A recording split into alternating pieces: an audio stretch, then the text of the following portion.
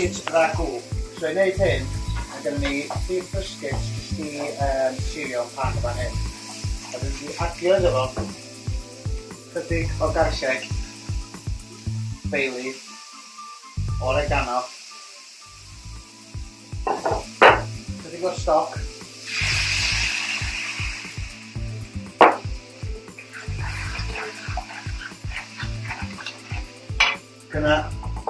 Gynna fi llysiau fan hyn, mae gynna fi moron, nionyn, celery, tomato, cennin a pepper. Adio fi gyd i fewn, cymysgu.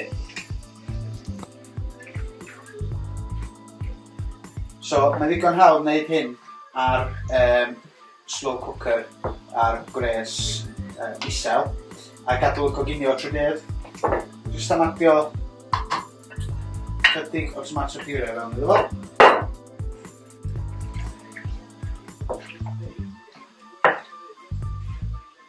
Rwy'n rhoid yn ôl ar y gres yn chydig bach.